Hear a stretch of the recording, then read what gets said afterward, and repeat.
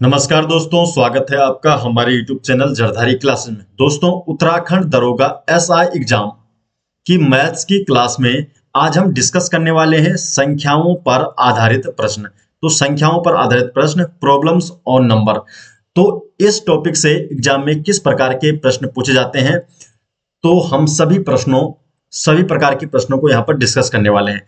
दोस्तों, उत्तराखंड दरोगा एग्जाम की जो ई बुक नोट्स है उसका लिंक आपको डिस्क्रिप्शन में मिल जाएगा, या आप डायरेक्टली गूगल पर भी सर्च कर सकते हैं jardhari-classes.in, और वहां से आप जरधारी क्लासेस की ई बुक नोट्स भी ले सकते हैं। तो चलिए दोस्तों, आज की वीडियो शुरू करते हैं।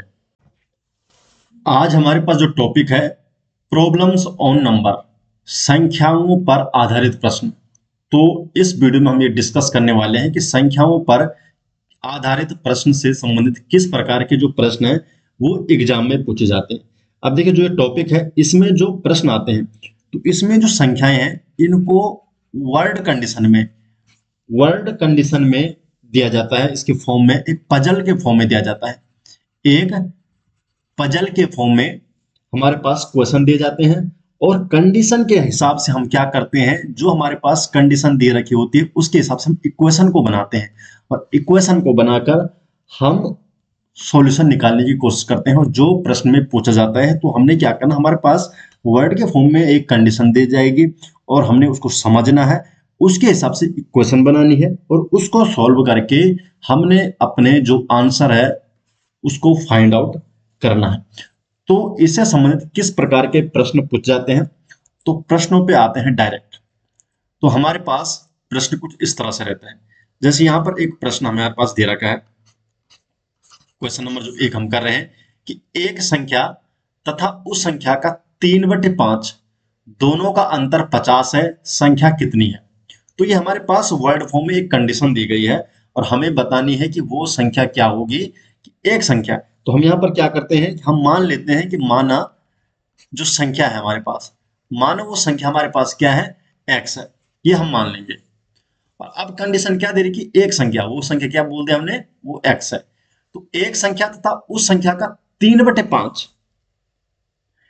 संख्या और संख्या का 3/5, इन दोनों का अंतर है तो 3/5x।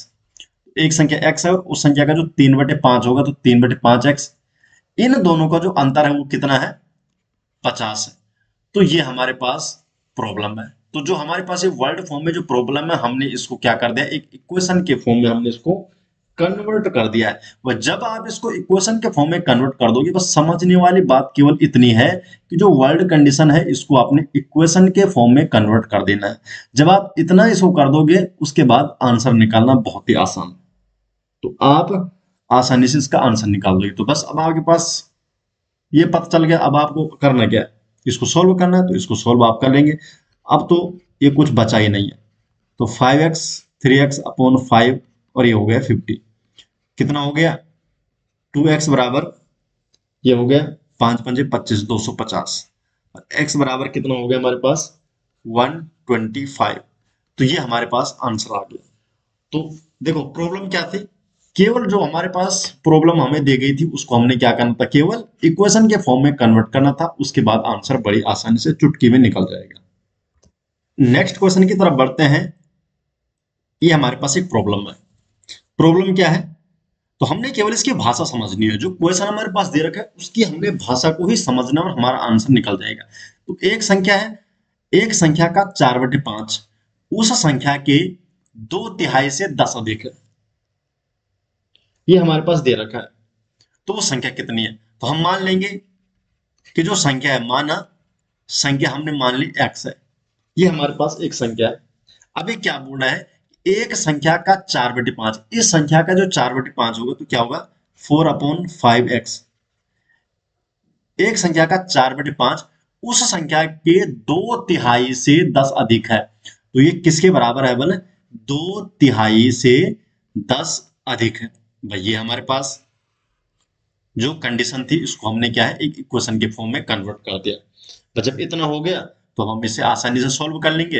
अब हम क्या कर सकते हैं इसको, तो 4x/5, ये जो x वाला वेरिएबल वाला है तो इसको हम इधर ले आएंगे तो ये माइनस में हो जाएगा और बराबर 10 हो जाएगा। इसको सॉल्व कर देंगे तो नीचे 15 हो जाएगा हर समान कर दिया, ये हो जाएगा 3 का गुणा इधर हो जाएगा तो 3 चौको 12x, और 5 के इधर हो जाएगा 5 दूनी 10x बराबर 10। अब हो गया 12 में से 10 गया तो 2x बटे 15 बराबर हमारे पास क्या हो गया 10 हो चुका है। तो बस हमारे पास सोल्व हो चुका है। तो 2x बराबर क्या होगा 150, 15 10 संख्या 150, और x का मान कितना हो जाएगा 75। तो हमारे पास इस प्रॉब्लम का हल नहीं है, तो वो संख्या क्या होगी, तो वो संख्या हमारे पास होगी 75। तो यहाँ पर जो बी ऑप्शन है ये इसका सही जवाब हो जाएगा। अब हमारे पास जो अगली प्रॉब्लम है, तो प्रश्न क्या हमारे पास कि 740 का 35% एक संख्या से 34 अधिक है, तो इस संख्या का हमने 2/5 कितना है वो निकालना है। तो अब हम मान लेते हैं फिर वही कि हमने क्या माना कि जो माना जो संख्या हमारे पास वो कितनी है उसको हमने x मान लिया। हमारे पास संख्या है x। अब ये क्या बोल रहा है कि 740 का 35%, तो जो 740 का 35% कितना हो जाएगा, तो इसको हम लिखेंगे 740 का जो 35% है अर्थात 35/100, तो 740 गुणा 35/100। 740 का 35% एक संख्या जो x है एक संख्या से 34 अधिक है, तो ये किसके बराबर है, बोले इस संख्या से 34 अधिक है। ये हमारे पास कंडीशन दे रखी है, तो हमने वो संख्या निकालनी पड़ेगी और उस संख्या का फिर 2/5 निकालना है। तो हमने जो कंडीशन है उसको हमने इक्वेशन के फॉर्म में कन्वर्ट कर दिया है। जो इसका ये पार्ट है इतना पार्ट अधिक है, फिर ये दूसरा पार्ट है ये हमने अलग निकालना है। तो 740 का 35% एक संख्या से x वाली जो संख्या है इससे 34 अधिक है, तो यहां से हम क्या करेंगे x का मान आसानी से निकाल देंगे। तो इसको हम निकाल सकते हैं, तो इसको हम यहाँ पर सॉल्व कर लेंगे। तो सॉल्व करते हैं इसको। तो देखिए यहां से जीरो से एक जीरो कट गया, और यहां से आप क्या करेंगे 5 का भाग देंगे तो 2 और 5 सत्ता 35, और 74 से फिर 2 कट जाएगा तो ये हो जाएगा 37। तो 37 गुणा 7 बराबर x प्लस 34, और 37 गुणा 7 कितना होता है, तो 7 सत्ता 49, और 7 21, और 4 25, x प्लस 34। तो x बराबर कितना हो जाएगा 259 माइनस 3 4, 9 में से 4 गया 5, 5 में से 3 गए 2, और ये 2, तो 225। हमारे पास जो संख्या x आई वो कितना है 225 है। अब हमारे पास अगली जो प्रॉब्लम इसमें दे रखी है वो क्या बोला, हमने क्या करना है संख्या का 2/5 निकालना है। हमने क्या करना है संख्या का 2/5 आपको ज्ञात करना था, ये हमारे पास दे रखी है। तो संख्या 225 आ गई, तो 225 का 2/5 कितना होता है, तो ये आपको निकालना है।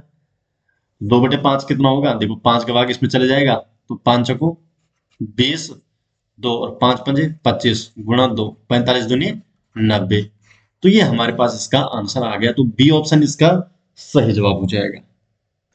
अब हमारे पास जो नेक्स्ट प्रॉब्लम है कि यदि एक भिन्न के अंश में 150% की वृद्धि कर दें तथा हर में 350% की वृद्धि कर दें, तो जो परिणामी भिन्न हो तो 25/51 प्राप्त हो जाएगी। तो मूल भिन्न क्या है, तो हम मान लेंगे कि जो हमारे पास जो मूल भिन्न है उसको हम यहाँ पर मान लेंगे जो हमें निकालना है।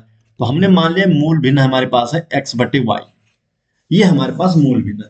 अभी क्या बोले यदि इसके अंश में, अंश बोले तो ये ऊपर वाला अंश नीचे वाला हर, यदि इसके अंश में, तो जो अंश है उसमें हम क्या कर देंगे 150% की वृद्धि करेंगे। तो जब वृद्धि करेंगे तो x प्लस 150 बटे 100 गुणा x, तो ये हो जाएगा 150 की वृद्धि की हमने, इसको सॉल्व कर देंगे अंश बचेगा कितना, तो 100x प्लस 150 कितना हो जाएगा 250x बटे 100, ये हो गया हमारे पास। अब बात कर रहे हैं हर की बात। हर में, हर बोले तो y में कितने की वृद्धि करनी है 350 की, 350% की। तो ये हो जाएगा 350 100y प्लस 350, तो 450y बटे 100। तो ये हमारे पास अंश आ गया और ये हर आ गया। ठीक है, तो हमारे पास जो अब भिन्न बनी इसको जोड़ने के बाद वृद्धि करने के बाद तो कितने होगी 250x बटे 100, और ये हो गया 450y बटे 100। तो 100 से 100 कट गया, तो हमारे पास जो भिन्न आ रही है 250 बटे 250x बटे 450y। ठीक है, और ये जो भिन्न है ये किसके बराबर है बोले 25/51 के। तो हमने x बटे y का मान अब यहां से निकल जाएगा, तो अब तो आसान हो गया। तो भाई 0 से 0 कट गया और 5 का चले जाएगा, तो 5 नब्बे यहाँ 45 और 5 पंजे 25। तो हमारे पास ये क्या बना 5x बटे 9y बराबर 25/51। तो ये हमारे पास हो गया।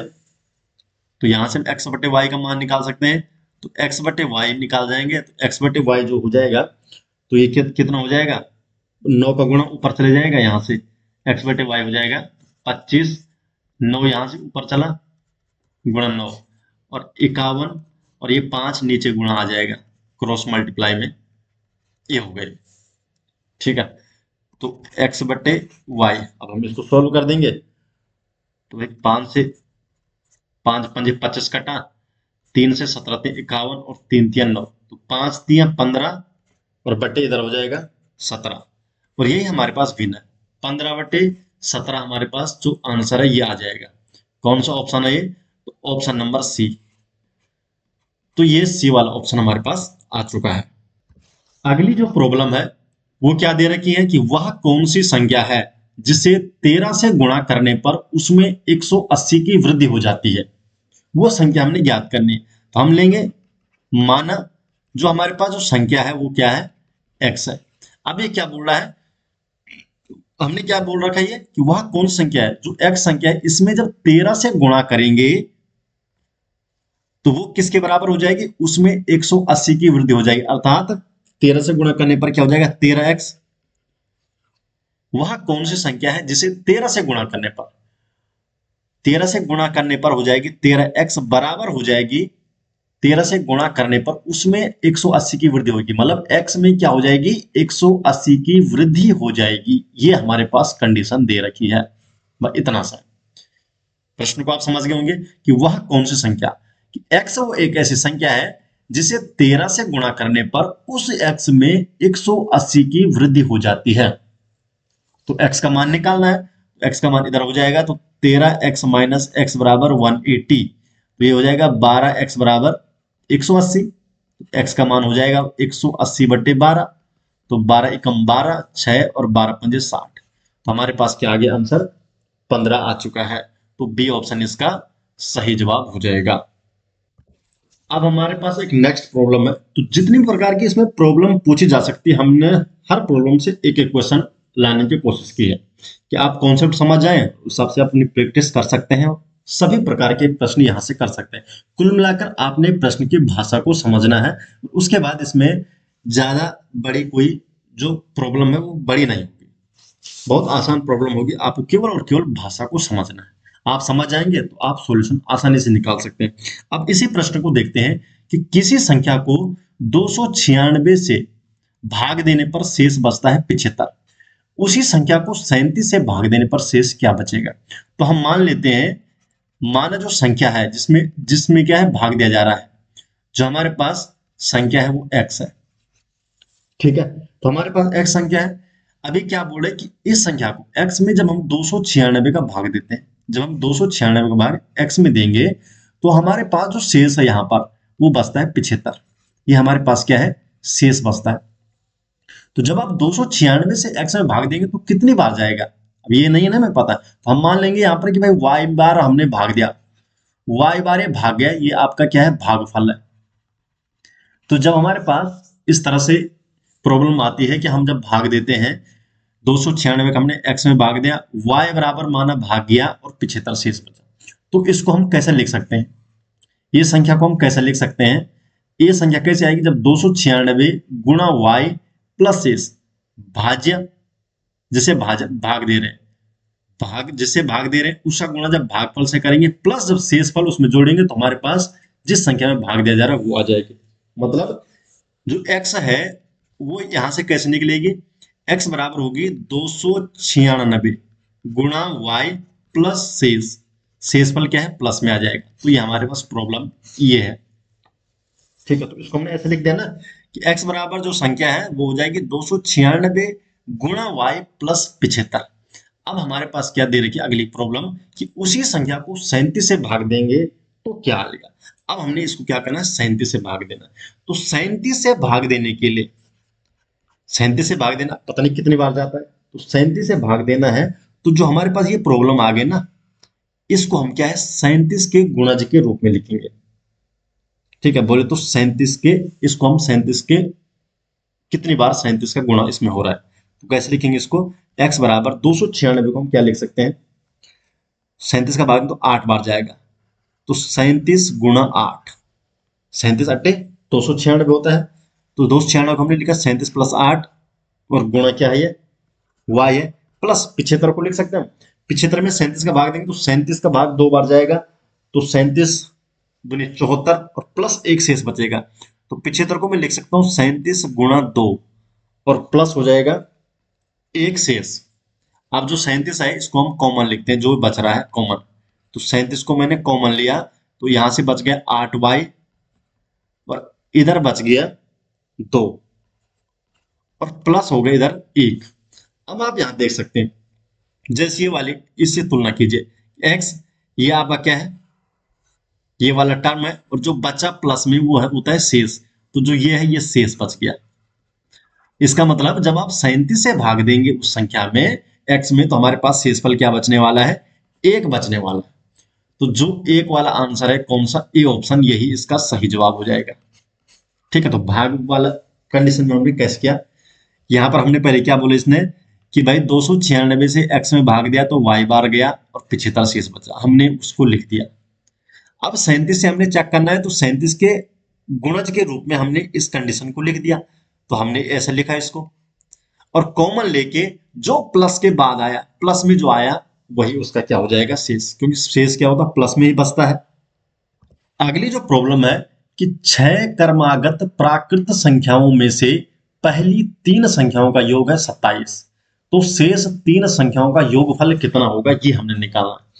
तो हम क्या मान लेंगे, अब देखो जो 6 प्राकृतिक संख्या होगी, 6 प्राकृतिक संख्या कैसे हो सकती है, 1 2 3 4 5 6 लगातार होगी ना, तो क्रमागत बोल रहे हैं ना, 6 क्रमागत। अगर 2 से शुरू हो रही है 2 4 6, 3 से शुरू होगी 3 2 4 6 नहीं, 2 3 4 5, 3 से शुरू होगी तो 3 4 5 ऐसे होगी ना। तो हम मान लेते हैं जो जो ये 6 क्रमागत संख्याएं वो है, पहली संख्या हमने मान लिया x है, दूसरी क्या होगी फिर x प्लस 1 हो जाएगी, एक एक करके ना, फिर तीसरी होगी x प्लस 2, फिर होगी x प्लस 3, फिर होगी x प्लस 4, और फिर होगी x प्लस 5। ये 6 प्राकृतिक संख्या हमने मान ली, पहले x, फिर एक जोड़ो, फिर एक जोड़ो, फिर एक जोड़ो, फिर एक जोड़ो, एक जोड़ो। अभी क्या बोल रहा है कि जो पहली 3 प्राकृतिक संख्याएं हैं, पहली 3 मतलब ये जो पहली 3 है, इनका योग क्या है 27 है। तो 27 हमें दे रखा है, तो x plus 1 plus x plus 2 बराबर कितना है 27 है। तो अब देखिए ये क्या हो गया, 3x प्लस 1 और 2 3 बराबर हो गया 27, और 3x बराबर हो जाएगा 27 में से 3 इधर हो जाएगा माइनस में, तो कितना हो जाएगा 24, और x बराबर 24/3 8। तो जो पहली प्राकृतिक संख्या है वो क्या हो गई हमारे पास 8 हो गई, ये 8 हो गई। दूसरी वाली फिर 9 हो जाएगी, 8 में 9, फिर ये हो जाएगी 10, ये वाली हो जाएगी 11, ये वाली है 12, और ये वाली है 13। हमें क्या बोला गया है कि लास्ट की जो 3 प्राकृतिक संख्याएं उनका योग ज्ञात करना है। तो 11 प्लस 12 प्लस 13 ये कितना हो जाएगा 36। तो ए वाला जो ऑप्शन हमारे पास ये सही जवाब हो जाएगा। हमारे पास जो नेक्स्ट प्रॉब्लम है कि दो संख्याओं का जो गुणनफल है 1092 है, इनका योग इनके अंतर से 42 अधिक है, इनमें से बड़ी संख्या कौन सी है। तो यहां पर क्या है, दो संख्याओं का गुणनफल दे रखा है 1092। तो हम पहले मान लेंगे, तो जो मान जो संख्या है हमारे पास वो कौन कौन सी, ए एवं बी है। तो दो संख्याएं हैं ए और बी है, हमारे पास क्या दे रखा है कि इन दोनों का जो गुणनफल है वो कितना है 1092 है। तो ये तो एक कंडीशन दे रखी है। दूसरा क्या है, इनका योग, किनका जो संख्या है ए और बी का जो योग है, इनके अंतर, अंतर ए माइनस बी से क्या है 42 अधिक है। मतलब जो इनका योग है ए प्लस बी, ये इनके अंतर से कितना अधिक है 42। मतलब इनके योग से जब इनके अंतर को घटाएंगे तो 42 आने वाला है। यही दे रखा है कि इनका योग इनके अंतर से 42 अधिक है, तो इनमें से बड़ी संख्या ज्ञात करनी है। तो हमारे पास ये दो कंडीशन आ चुकी है, तो हम इसको सॉल्व कर देंगे। तो ए प्लस बी, कोष्टक को जब खोलेंगे ब्रैकेट को, तो माइनस ए हो जाएगा और माइनस माइनस का प्लस बी हो जाएगा, बराबर 42। तो ए से ए कट गया और बी 2b बराबर हो गया 42 और b बराबर हो गया हमारे पास 21। तो b तो आ गया हमारे पास 21। अब यहां पढ़ते हैं गुणनफल क्या है, a गुणा b बराबर हो गया 21 बराबर 1092। तो a बराबर क्या हो जाएगा 1092 बट्टे 21, और 21 का भाग 1092 कितनी बार जाने वाला है, तो 52 बार। तो a का मान आ गया 52 और b का मान आ गया 21। तो हमारे पास जो बड़ी संख्या है वो है 52। तो सी ऑप्शन आपका सही जवाब हो जाएगा। अब हमारे पास जो दूसरा क्वेश्चन है, यदि दो संख्याएं किसी तीसरी संख्या से क्रमशः 30% और 40% अधिक हो, तो पहली संख्या दूसरी संख्या का कितना प्रतिशत है। तो अब हमारे पास क्या बोल रहा है कि हमारे पास बोल रहा है कि दो संख्याएं जो है वो किसी तीसरी संख्या से 30 और 40% अधिक है। पहले तीसरी संख्या कौन सी होगी, तो हम मान लेंगे जो माना, जब परसेंटेज में आता है तो हम डायरेक्ट 100 मान लेंगे। यहाँ पर माना तीसरी संख्या, जो तीसरी संख्या है उसको हमने मान लिया वो 100 है, क्योंकि प्रतिशत वाले क्वेश्चन में हम क्या करते हैं 100 को मान लेंगे। माना तीसरी संख्या 100 है, तो जो पहली संख्या होगी, तभी क्या बोल रहा है कि दो संख्याएं किसी तीसरी संख्या से, तो पहली संख्या 30% अधिक है और दूसरी 40%। तो जो पहली संख्या हो जाएगी 100 में 30% अधिक, तो कितना हो जाएगा 130 हो जाएगी। और जो दूसरी संख्या है वो कितनी है 100 का 40% अधिक, तो 140। तो आसानी हो जाएगी। तो पहली संख्या है, देखो तीसरी संख्या है 100, पहली संख्या है 130 और दूसरी 140, क्योंकि हमें पूछा गया है कि पहली संख्या दूसरी संख्या का कितना प्रतिशत है। फिर प्रतिशत, तो जो पहली संख्या है वो दूसरी संख्या का कितना प्रतिशत है, तो प्रतिशत निकाल देंगे हम। 130 जो 140 है कितना प्रतिशत है, तो 130 बटे 140 गुणा 100, तो ये हो जाएगा। तो इसको हम सॉल्व कर देंगे अब। तो यहां से आप 2 से और कट जाएगा, तो 2 7 14 और ये हो जाएगा 50। तो 13 पंजे 65, 650 बटे 7। तो 7 का भाग हम देंगे 650 में। तो 7 नंबर हो गया 63, 2 20 7 दूनी 14, 6। तो 92 सही 6 बटे 7। तो ये इतना प्रतिशत हो जाएगा। तो यहाँ पर सी ऑप्शन इसका सही जवाब हो जाएगा। तो ये आप इसको इस तरह से सॉल्व कर लोगे। हमारे पास जो अगला क्वेश्चन है, एक द्विअंकीय संख्या, दो अंकों की संख्या के अंकों को परस्पर बदलने से प्राप्त संख्या मूल संख्या से 63 कम है। तो यदि दो संख्या के अंकों का योग 11 है, तो मूल संख्या क्या होगी। अब हमारे पास दो अंकों की संख्या है, ठीक है, और ये क्या बोल रहा है कि जब हम उसको परस्पर बदल देंगे, मान हमारे पास सपोज वो संख्या 12 हो, तो 12 को जब हम उसके अंकों को बदलेंगे तो क्या बन जाएगा 21 हो जाएगी। ठीक, तो ऐसा बदलने से जो प्राप्त संख्या वो मूल संख्या से 63 कम हो जाएगी। तो यदि संख्या के अंकों का योग 11 है, तो हम मान लेंगे कि हमने मानते हैं कि माना जो संख्या हमारे पास संख्या का जो इकाई अंक है, जो इकाई अंक है उसको हमने मान लिया x, और जो दहाई वाला अंक है, जो दहाई अंक है उसको मान लिया y। अब हमारे पास क्या बोल रहा है कि दो संख्याओं के जो अंकों का योग है वो 11 है, अर्थात x प्लस वाई बराबर 2 दे रखा है 11। जो इकाई और दहाई जो अंक हमारे पास उनका योग क्या है 11 है। तो एक कंडीशन तो हमारे पास ये आ गई। अब ये बोल रहा है कि हमने परस्पर बदलना है। अब देखो जो दो अंक की संख्या है, यहां पर आपको एक कॉन्सेप्ट ध्यान रखना है। अगर हमारे पास दो अंकों की संख्या है ना, तो उसको हम कैसे एक्सप्रेस करते हैं। मान हमारे पास है, आपको एक चीज उदाहरण देके पहले समझाता हूं। यहां पर उदाहरण, ठीक है, मान हमारे पास है 24। तो इसको हम कैसे लिखेंगे, हम इसको लिखेंगे, क्योंकि एक अंक की संख्या अधिकतम होती है 9, 9 के बाद दो अंक की संख्या हो जाती है 10 11 12 सारे दो अंक की। तो हम इसको 10 के मल्टीप्लाई में लिखते हैं। इसको हम लिखेंगे 10 गुणा 2 प्लस 4। तो 10 के मल्टीप्लाई प्लस 4, इसको हम ऐसे लिख सकते हैं ना, 10 दूनी 20 प्लस 4। इकाई का अंक हमारे पास है 4 और दहाई का अंक हमारे पास क्या है, जो 2 है, इसको हमने लिखा 10 गुणा 2, 10 इंटू 2। तो क्योंकि दहाई का अंक है ना, क्योंकि हमारे पास जो 2 अंक की संख्या वो 10 के गुणा में होगी ना, 20, 30, 40 इस तरह से 90 तक, 100 के बाद 3 अंक की हो जाएगी। तो हम इसको 10 इंटू मल्टीप्लाई दहाई का अंक और इकाई के अंक के रूप में लिखते हैं। कैसे, हमारे पास ये संख्या हमारे पास है x और y, तो हम इसको क्या लिखेंगे, दहाई का अंक हमारे पास है y, तो हम इसे लिखेंगे 2 अंक की संख्या 10y प्लस इकाई का अंक x। हम 2 अंक की संख्या को इस तरह से लिखते हैं, दहाई का अंक क्या था हमारे पास y, तो 10y और प्लस इकाई का अंक है x, तो 10y प्लस x, ये हमारे पास हमने इसको मान दिया मूल संख्या, हमारे पास यही है। ठीक है, ये मूल संख्या है।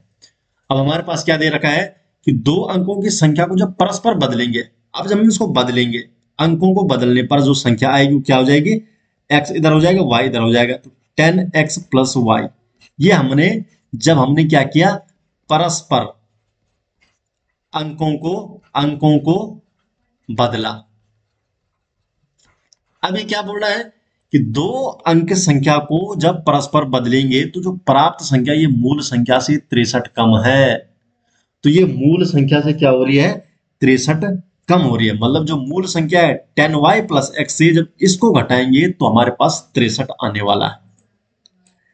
तो 10x प्लस y से जब आप क्या करेंगे, ये क्या बोल रहा है, कंडीशन क्या दे रही है किसने, प्रश्न मूल संख्या, अच्छा मूल संख्या से कम है ना ये, हाँ तो मूल संख्या तो हमारे पास 10y प्लस x है।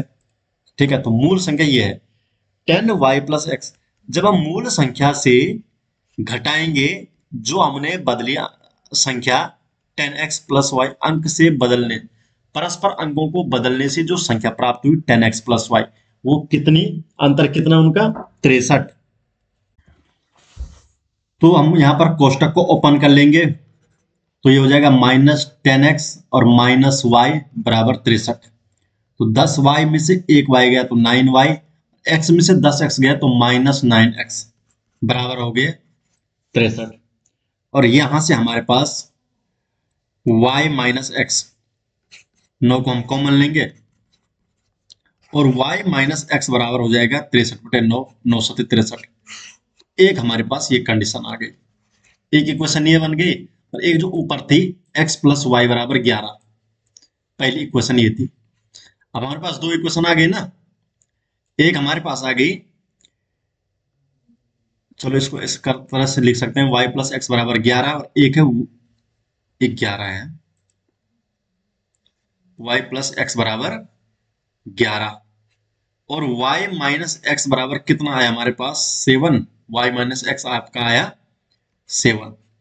तो अब हमारे पास यहां से क्या पूछा गया था, हमने क्या करना है, संख्या निकालनी, मूल संख्या निकालने थे ना। हाँ, तो x और y के मान यहां से आ जाएंगे ना, तो क्या करते हैं हम दोनों को जोड़ते, तो 2y बराबर x से x कट जाएगा और 11 और 7 18, तो y बराबर कितना हो जाएगा 9।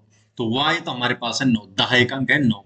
अब x का मान निकालते हैं, तो y प्लस एक्स बराबर 11 है, तो 9 प्लस एक्स बराबर 11, x बराबर 11 माइनस 9 बराबर 2, तो x बराबर 2। अब हमारे पास देखो हमने क्या माना था, इकाई का अंक x माना था, दहाई का अंक y, तो दहाई का अंक क्या है 9 है, और इकाई का अंक क्या है 2 है, तो 92। तो 92 हमारे पास इसका आंसर आ चुका है। तो कौन सा वाला है, बी ऑप्शन इसका सही जवाब हो जाएगा। अब हमारे पास जो नेक्स्ट प्रॉब्लम है कि किसी विद्यार्थी को एक संख्या को 12 से गुणा करना था। विद्यार्थी जो है उसको क्या करना था, संख्या को 12 से गुणा करना था उसको, परंतु गलती से उसने उस संख्या को 21 से गुणा कर दिया, और इस प्रकार जो उसका उत्तर है वो सही उत्तर से 63 अधिक आ गया, क्योंकि उसने गलती से 21 से गुणा कर दिया था ना, तो संख्या बड़ी आनी थी, तो 63 अधिक आ गई। जिस संख्या को गुणा करना था वह संख्या कौन सी है, अब वो संख्या कौन सी है जिससे उसे गुणा करना था। तो हम मान लेते हैं, माना जो संख्या हमारे पास थी वो थी x, ये बोले किसी विद्यार्थी को संख्या को 12 से, अब जब उसे 12 से गुणा करना था ना, तो 12 से गुणा करना था तो 12x आना था, लेकिन उसने गलती से क्या कर दिया, 21 से गुणा कर दिया, 21x बना दिया उसको। उसको 12x निकालना था, लेकिन उसने गलती से 21x निकाल दिया। और जो 21x है, उसका जो उत्तर है, सही उत्तर से 12x से 63 अधिक है। मतलब जब आप 21x से 12x घटाएंगे तो हमारे पास 63 आंसर आने वाला है। ठीक है, ये तो उसने क्या, जो 21x है, जब उसने इससे गुणा कर दिया तो जो 12x है वो कितना हो गया, 63 अधिक हो गया। तो दोनों का अंतर क्या होगा, 63। तो अब यहां से बस इतना ही तो था प्रॉब्लम। यहां से प्रॉब्लम आपने क्या है, इक्वेशन के फॉर्म में लिख दिया। तो 21 में से 12 गया, 9x बराबर 63, x बराबर 7। तो 7 वो संख्या थी जिससे गुणा करना था, तो 7 से गुणा करना था। तो कौन सा आंसर, ए ऑप्शन इसका सही जवाब है। तो दोस्तों इतने ही इसके प्रकार थे, ऐसे ही प्रकार से यहाँ पर प्रश्न पूछे जाते हैं। तो अब अपने आप यहाँ पर प्रैक्टिस कीजिए मैथ्स में, और अधिक से अधिक सवाल आप यहाँ से आसानी से कर पाएंगे।